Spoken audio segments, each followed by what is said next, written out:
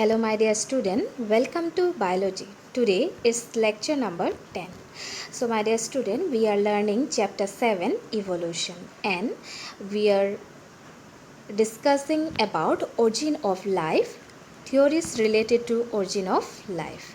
So my dear student, last class we have seen Oparin and Haldane theory related to origin of life, and today let us continue with theories related to origin of life. So today let us discuss on Urey and Miller experiment. So my dear student, Urey and Miller, these two scientists also did their experiment to show origin of life, and that Haldane soup, I hope that you have remembered about the Haldane soup. So Haldane soup is the primordial condition of early earth, where you will find that organic molecules were formed in early condition of earth, where the condition of earth was very hot, okay, high temperature. Then we have seen that volcanic storms were there reducing in atmosphere, then gases like methane, then ammonia, then these were present. So this condition gave rise to organic molecules, and that organic molecules we considered as Haldane soup. So this Haldane soup give rises to coarser bed. Okay, so coarser bed, they resemble like showing lives, but they don't possess any cell membrane. Okay, but somehow aggregation of organic substance, we can say. Clear?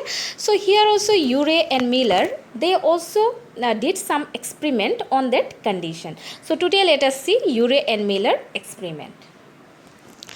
In 1953, S.L. Miller, an American scientist, created the condition of earth in a laboratory scale. So my dear student, in 1953, Miller, and he was an American scientist who created the condition of early earth in his laboratory.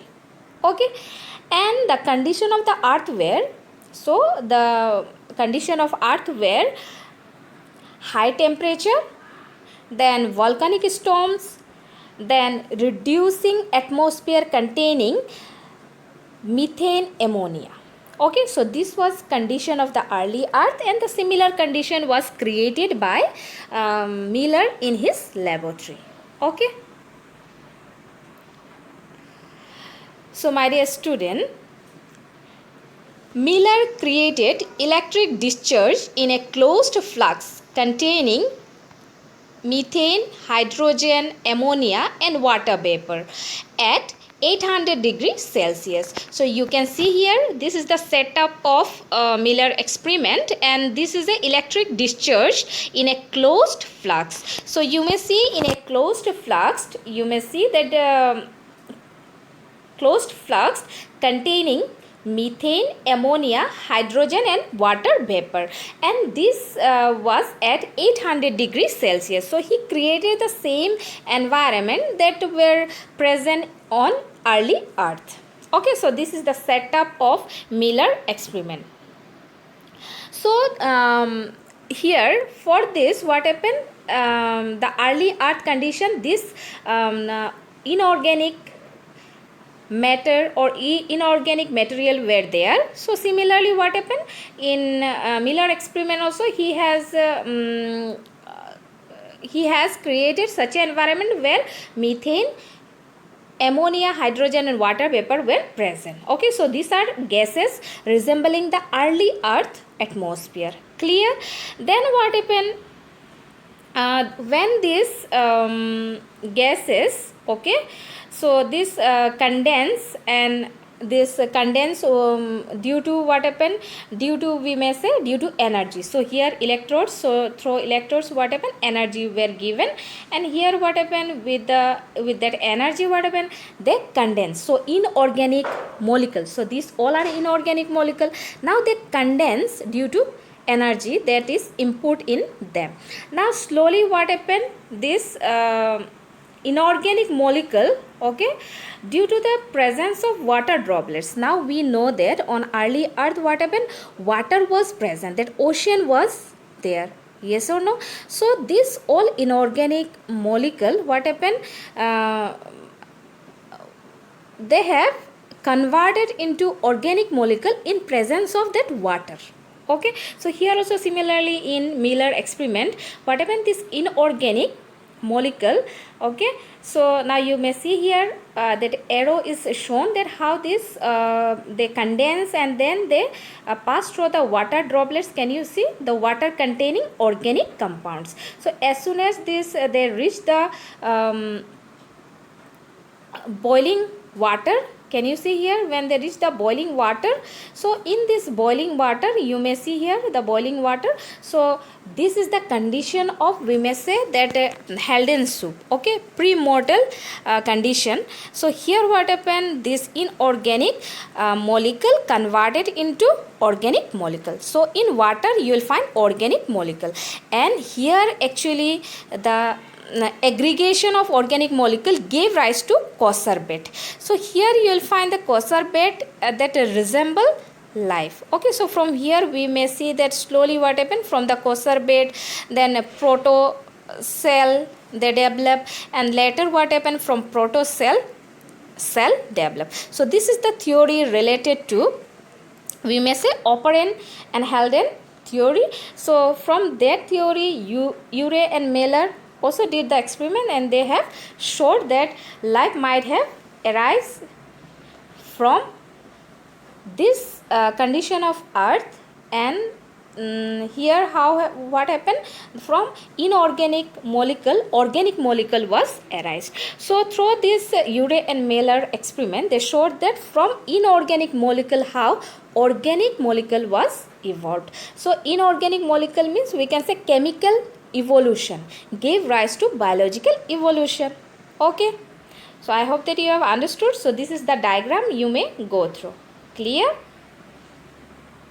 So at his experiment he observed formation of amino acid. So here what happened, in boiling water, can you see organic compound? So that organic compound, some were amino acid, sugar, okay, so different types of these molecules were formed. So he observed formation of amino acid, and we know that, my dear student, that amino acid is a type of biomolecules.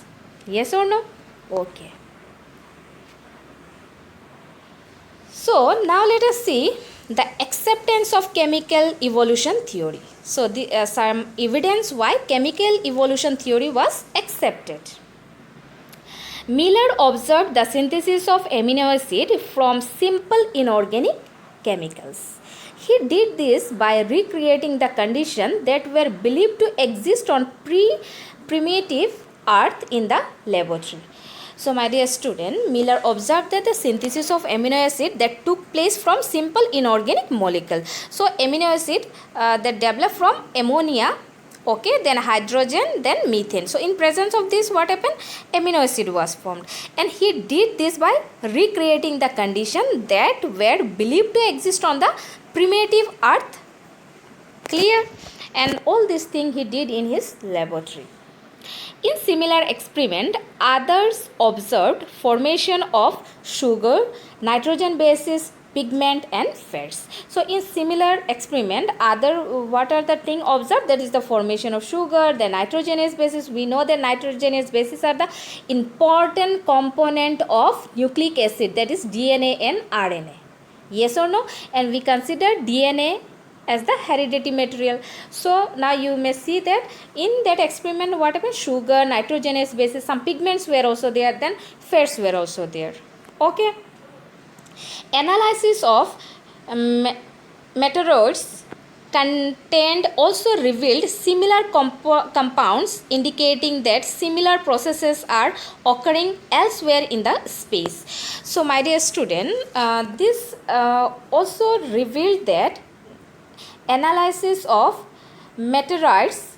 So meteorites, you may know that, so when we say there's some rock like pieces, okay, that are been seen on the space, so if sometime it been found on the earth some pieces, then we go for analysis, yes or no.